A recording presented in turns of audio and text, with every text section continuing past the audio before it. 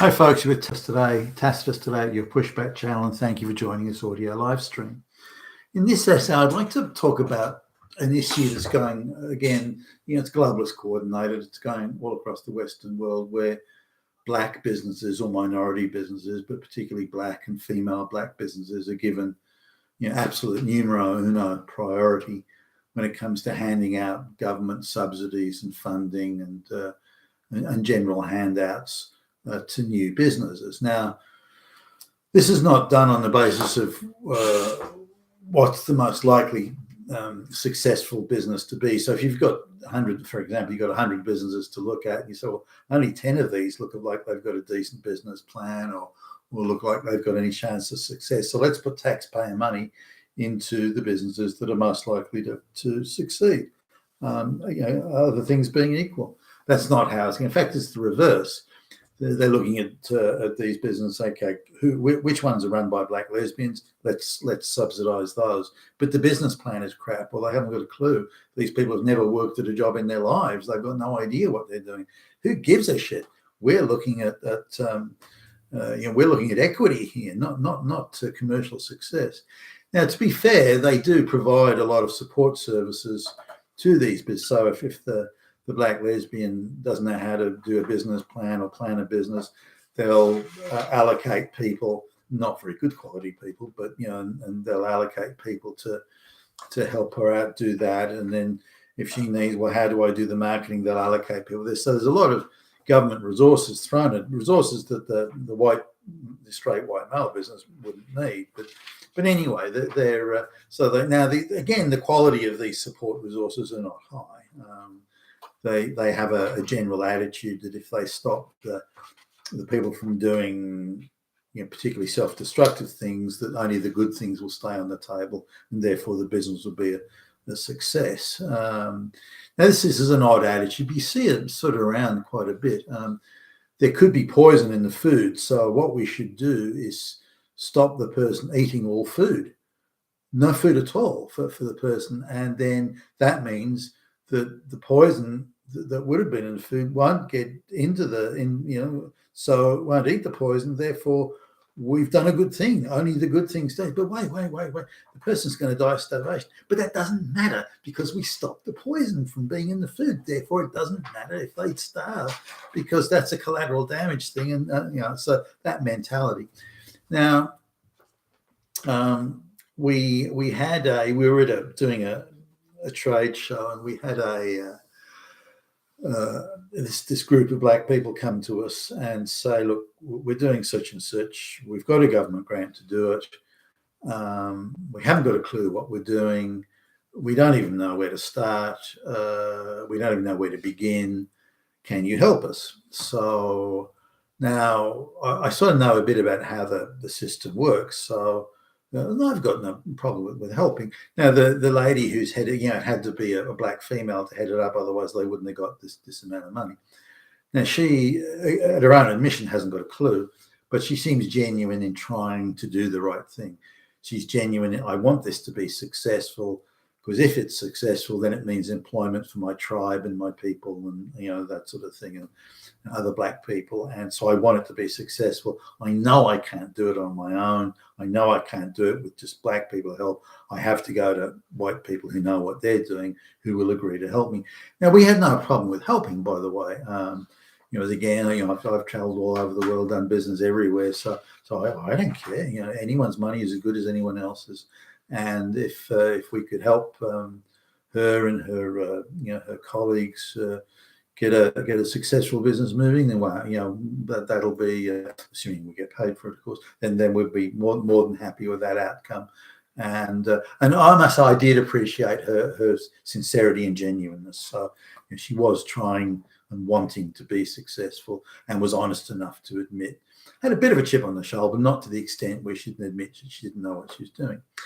So now I understand that there are strings attached to the money, that they're going to try and coerce her, the government or the government operatives and so on. They're going to try and coerce her into spending money where they want her to spend it.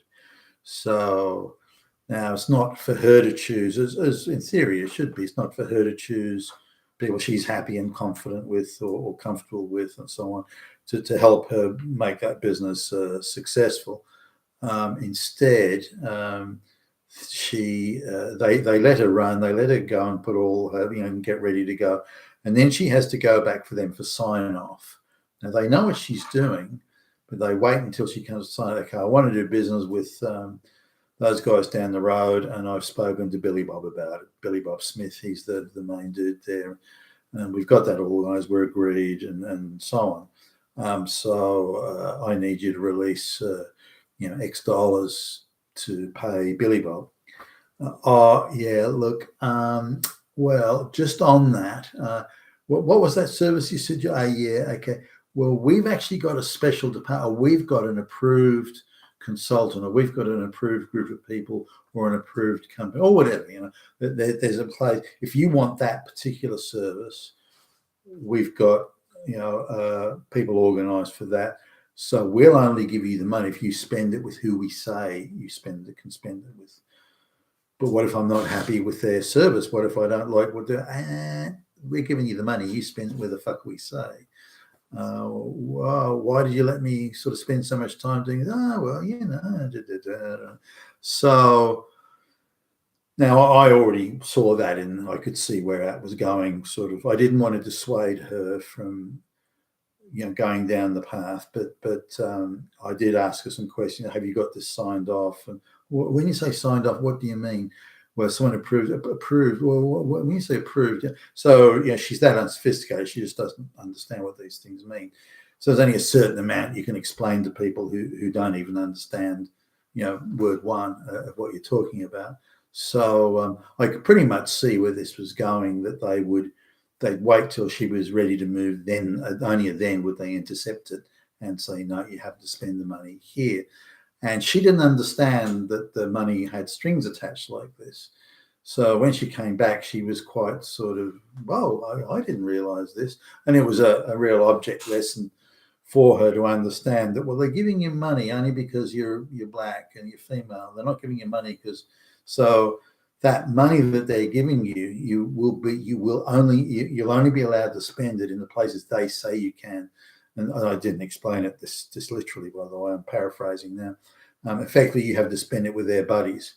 It's a scam. It's probably corrupt. It's equivalent to backhanders, kickbacks, and under the tables, because there's a prearranged fee, so they can do nothing. These people, and still hit you with the $20,000 or the $50,000, whatever it is. The invoice for services that maybe aren't worth squat.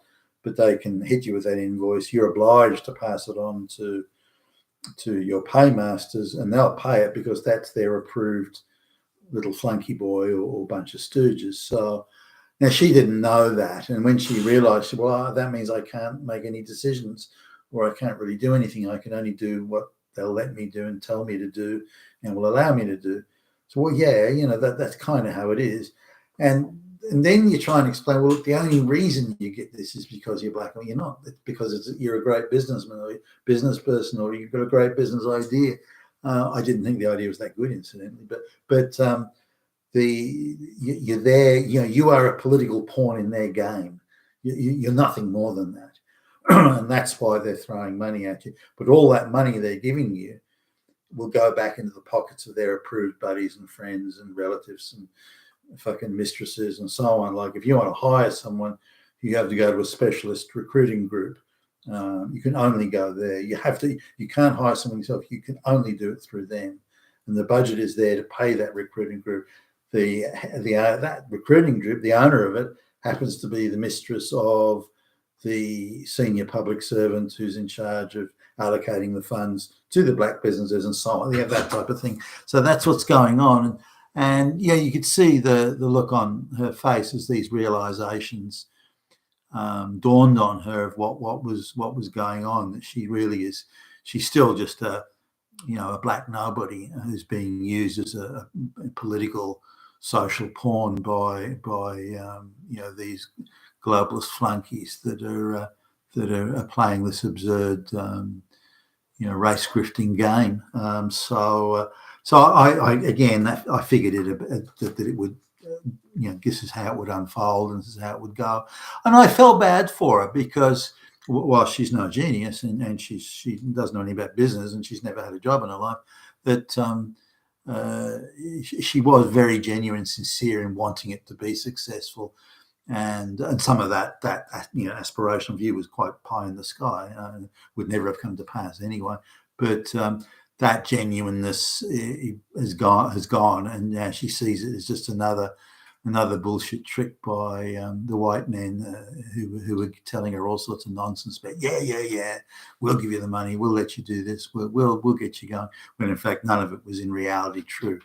And she seemed quite understandably let down by all this. You've been fantastic today. Your pushback, Sharon. Thank you for listening.